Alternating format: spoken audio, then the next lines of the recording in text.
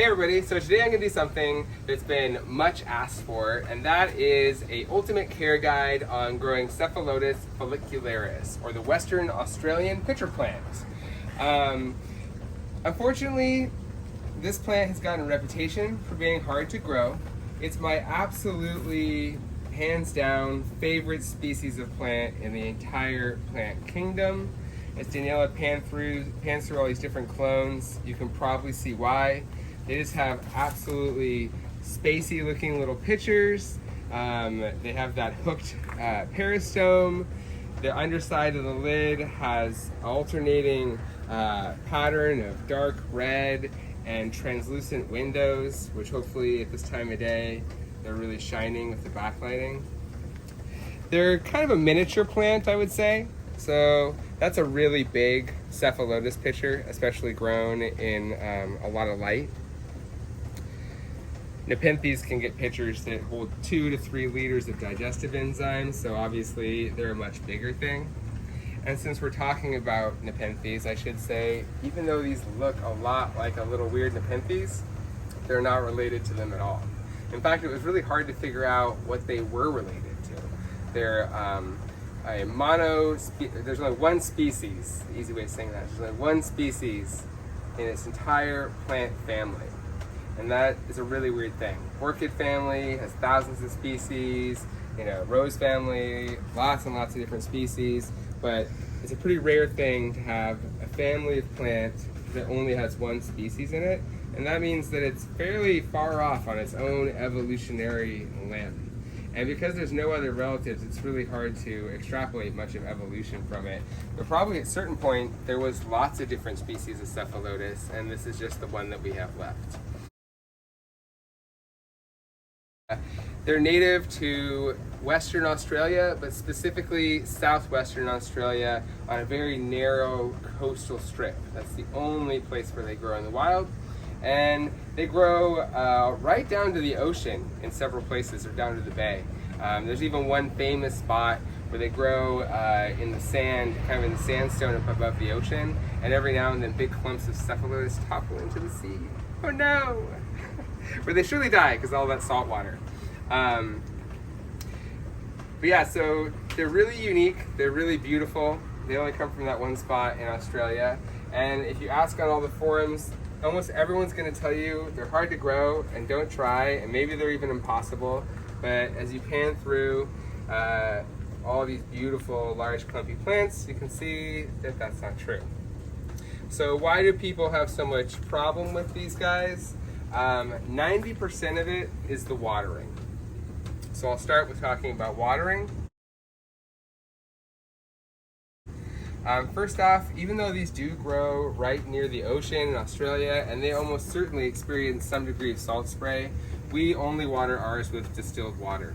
So I wouldn't be shocked if they have some tolerance to minerals in their water, but we don't ever try that. And so I always use specifically reverse osmosis water on our Cephalotus, and I never set them in water. I like to use tall pots, so you can see that we've got almost all of them in really tall pots. That's about 6 to 7 inches, something like that, depending on the size of the plant, and shallow trays. So that means that I can water these pretty liberally, and if these trays do fill up, the plants are held up high out of the water table. It's because they rot. When most people kill a Cephalotus, they're rotting it. And many times they'll grow it for like a few months and they'll get big beautiful clumps like these here, and then all of a sudden the whole thing will just collapse. That usually starts with a wilting. So overwatering looks like underwatering. So if it's already sopping wet and all of a sudden all those little lids are all wilted down and it just looks very like wilted, it's probably rotted all of its roots off, and it's probably going to die by that point already. So the battle is not getting it to that point. But when you see that point, you want to dry it out really hard so that the peat and the sand dries up and shrinks away from the side of the pot.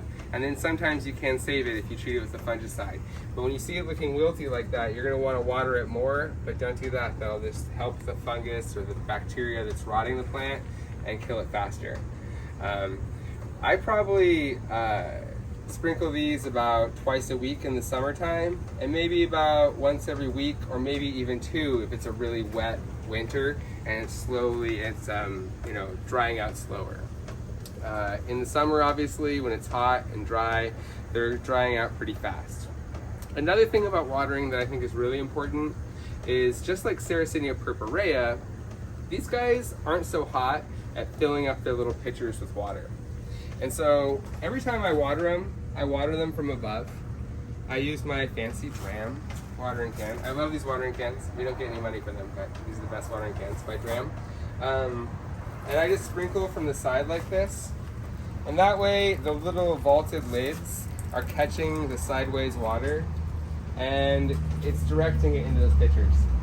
And I think that's really important, because I've noticed if you don't do this, that the pitchers dry out.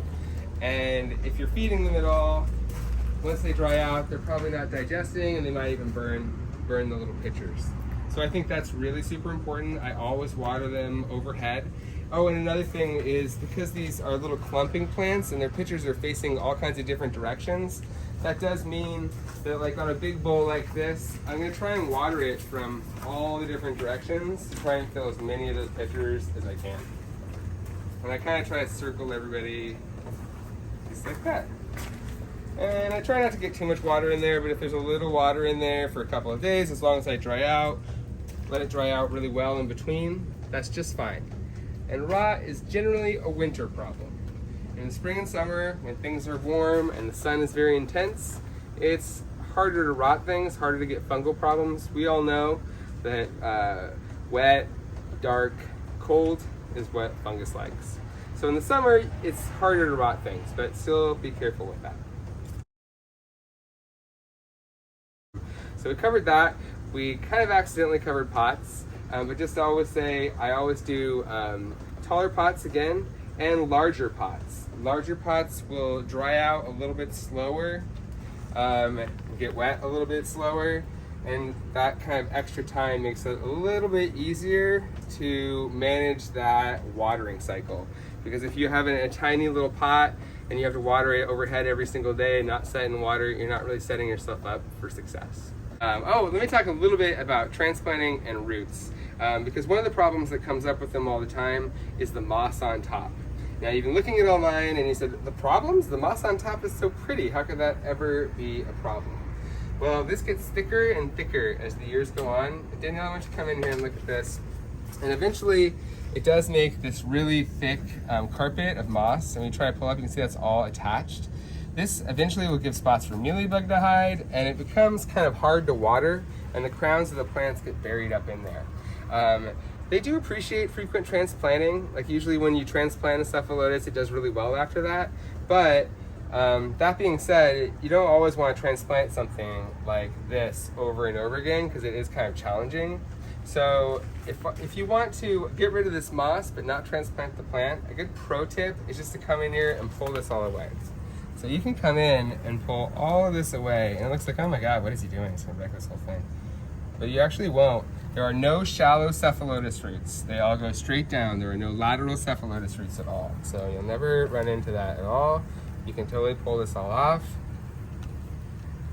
You can go right up underneath. Oh my God, he's wrecking it. He's wrecking it. Get all the way up underneath, right up against the crown. And you'll start to see the growth points of the plant. It's really tucked back there. But there are little stolons up underneath there. And so I'll pull all that off. And you can take some more fresh Cephalotus soil just like this. And just fill that right back in to where it was. And that's a good way to get rid of some of this old clunky gross moss when it gets too thick and gross without transplanting all the time. So that does get kind of be a pain. And then I can sprinkle that, wash off that dirt. Yeah. And we'll start all over. It'll start to moss over again. If Daniela swings over here to this big bowl again, we actually had Kate do that to this bowl about, I don't know, maybe like 3 months ago. And you can see the moss is starting to grow in there again. But the Cephalotus loved it. This bowl was looking so tired, and just pulling that all off totally freshened them up.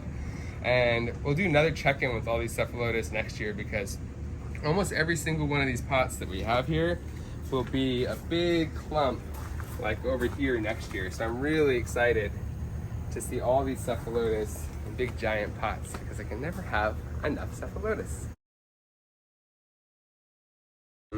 The soil mix, you'll see lots of different mixes. This is one that, because they're kind of a fussy plant, I feel like the fussier a plant is, the more kind of weird, different, independent, little weird growing things that have worked for people over the years develop.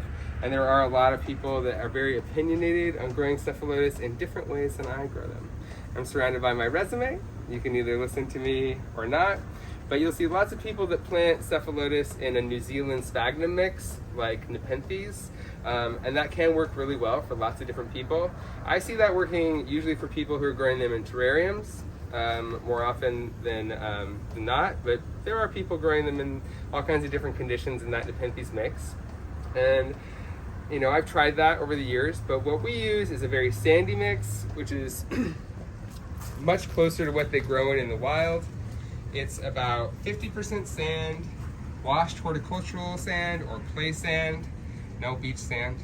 50% sand, 50% peat moss, and another half part or so of pumice tossed in. You could add more sand than that if you want. I like to add a little bit of pumice in there to kind of lighten the mix up, and not for the plants, but for me. If you try to like lift this, it probably weighs 100 pounds. And there's a lot of sand in that, something that size. And so a little pumice makes it a little bit easier if you do want to move your giant Cephalotus bowl and show it off. So that's 2 parts peat, 2 parts peat, 2 parts sand, and 1 part pumice. It's the perfect scientific way of saying how I do that. In all honesty, I eyeball all my mixes, but we nailed down a recipe for you guys. So the point of that is you could have it be a little sandier and water it a little bit more often or a little less sandy, and adjust your watering accordingly. So mixes vary for people. Light. So I grow these in our greenhouse right down here by the evaporative cooler, so they're able to be kept cool. But there's no shading on this at all. So our skin takes a little bit of the UV light out, but is letting almost all the direct sunlight in. So we're growing Sarracenia in this exact same light, and they're getting like dark black coloration. So I'm growing these in really, really high light. I wouldn't do that outdoors, but in a greenhouse situation, you can grow them in lots and lots of light. There's certainly, it'd be hard to overdo it with artificial light.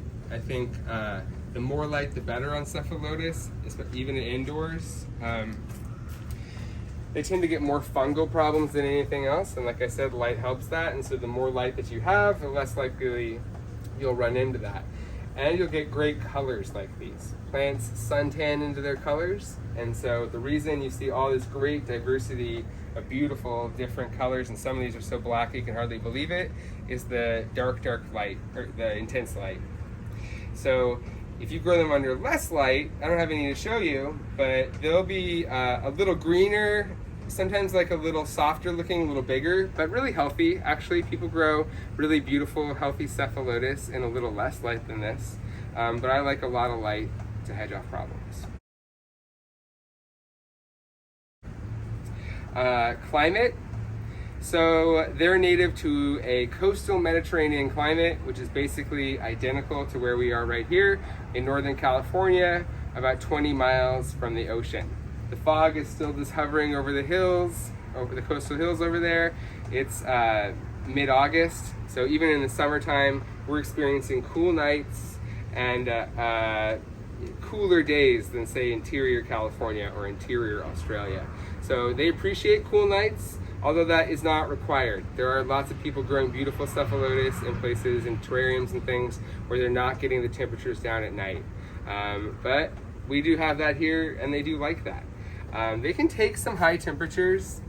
When I was a kid, I used to grow beautiful Cephalotus in my little 10 by 12 greenhouse, and it had no swamp cooler on it. It just had a big exhaust fan on it, and it would get like 100 degrees in there during the day. And as long as they're kept very wet, they're totally fine with heat. They don't really like to freeze in Australia where they grow, they might get down to like 30 degrees Fahrenheit, maybe even a odd 25 night. Daniela, I know, has grown Cephalotus outdoors here, and we certainly see our temperatures get down to like the low 20s, 20 to 25 every single winter. And they take a little bit of damage from the light frost, but they're actually have been just fine with that. So there is some hope if you want to grow some Cephalotus outdoors all year round if you're in an area with very mild winters like California. People do grow them in the tropics too. You could probably grow some Cephalotus in the tropics. Again, you'd really have to watch out for the rot. You'd really have to let them get very, very dry in between waterings. And I'd probably even preemptively treat them with fungicide every once in a while to hedge off problems. The problems that they get, the biggest problem that we ever see with them, besides just generally root rot, is powdery mildew. Powdery mildew is looks like little patches of white fluffiness on leaves. It can be wiped away, but it'll usually leave like a red spot where it was. It's the sporing of a fungus that inhabits the plant itself, and so when you're seeing that powdery mildew, even if you're wiping it off, there's more of a problem there than that. The best thing to treat it with that we have is just good old elemental sulfur. I do about a heavy tablespoon in a gallon of water, agitate that really well in a watering can, and then I just water that in. And you can be really liberal with that. It does kind of dull them a little bit because the sulfur stays on there and so they look a little less pretty, but it's way better than getting powdery mildew. Eventually that problem will take them down. So again, I just will preemptively use a fungicide on them, maybe like every couple of weeks is a good idea. And if you ever see a little patch of powdery mildew, it spreads from water droplets, so immediately take that leaf off and treat that plant. They are also susceptible to a few pests. Mealybug is the first one that jumps to mind because they're such beautiful, clumpy little plants like that with lots of little spaces in between. Mealybug love that. Water is really the best thing against mealybug. I'm just always spraying them down with water, and that really keeps them from taking hold. But then if they do get down in these interiors where you can't get the water on them, or underneath the pitcher, sometimes you'll lift up your pitcher and it'll be all white and fluffy underneath there, that's mealybug. Mealybug will definitely kill your Cephalotus, so you don't want to just let that go.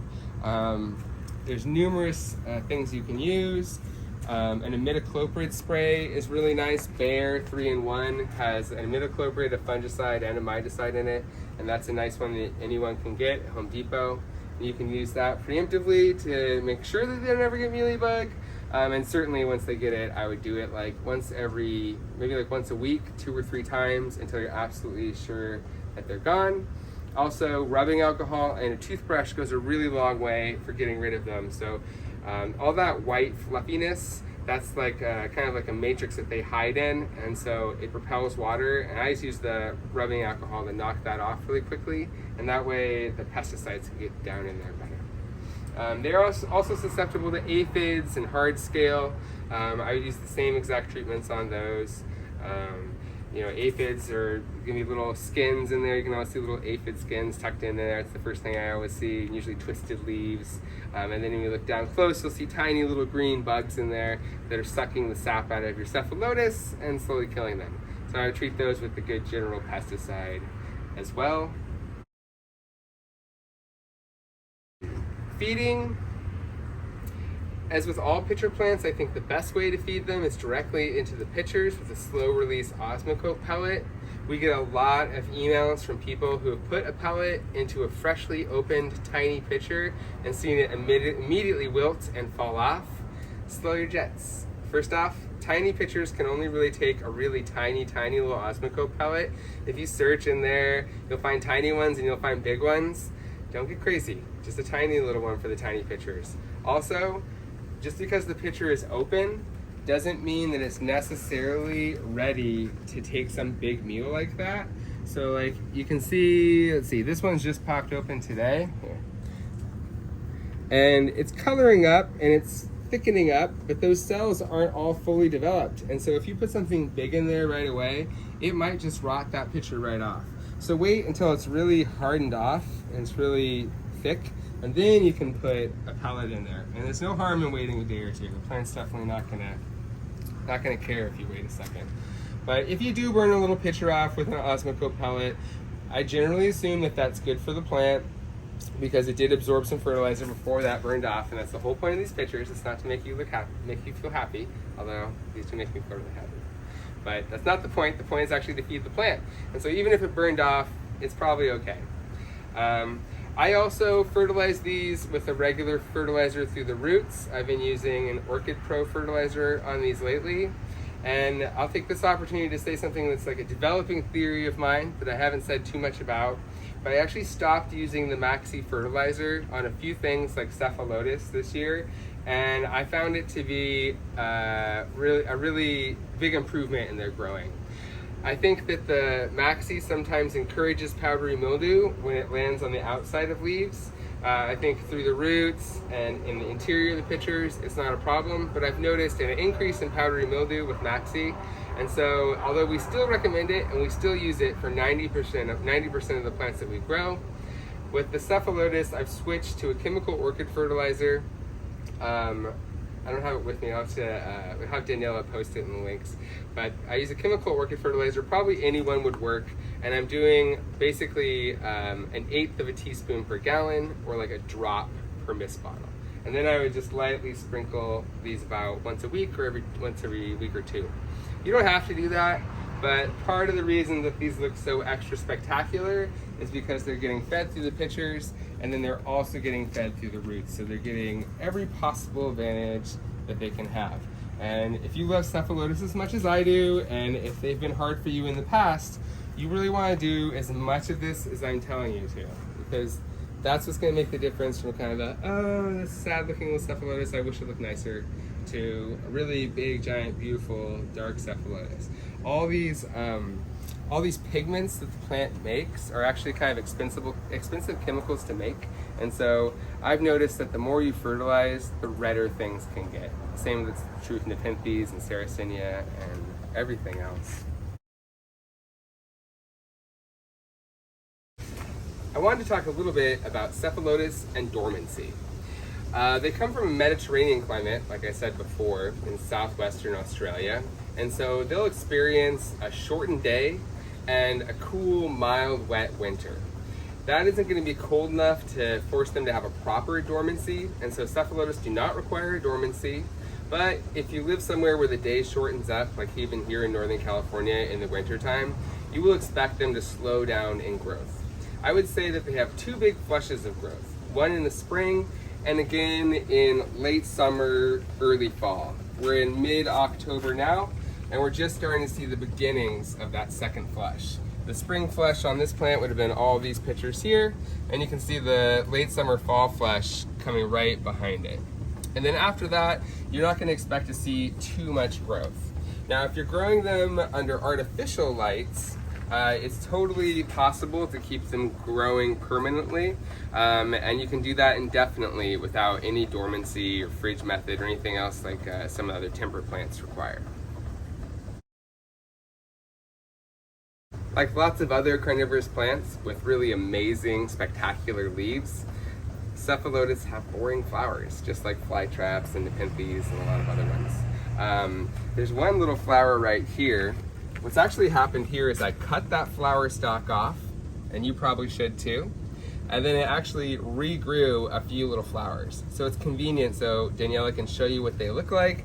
And like I said, they're pretty boring, they're pretty wee, they're not so great. So they do take a lot of energy out of the plant, and they will do that flower instead of making pitchers in their spring flush. So I almost always cut those off. You'll need 2 different Cephalotus clones, and gently pollinate those flowers to make seeds anyways, so you're not going to get seeds if you only have one Cephalotus. And if you're fighting powdery mildew at all on your plants, the flower stalk is absolutely where they're going to start off with that problem. Almost every time if you have powdery mildew and you let those flower, you'll start to see that powdery mildew all over the scapes. So it's just not worth it, and I usually snip them off.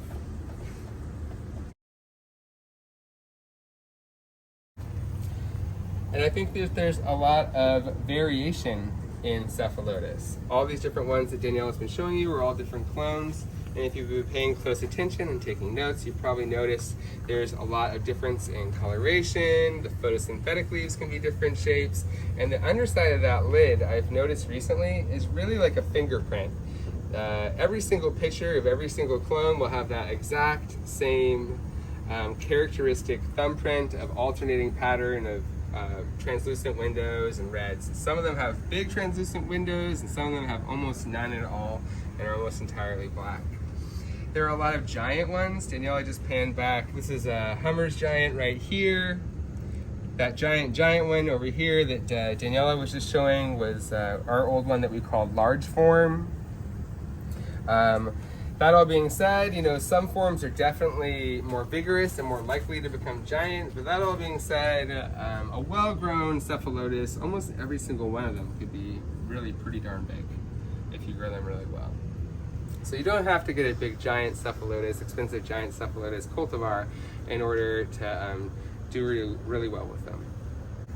Anyways, I hope I've taken some of the fear off of this plant so that maybe you're willing to give it a second shot if you've killed them in the past, or if you've never tried growing one before, you've just been armed with an expert level of knowledge, so maybe your first try will be your last try and it'll really work out for you.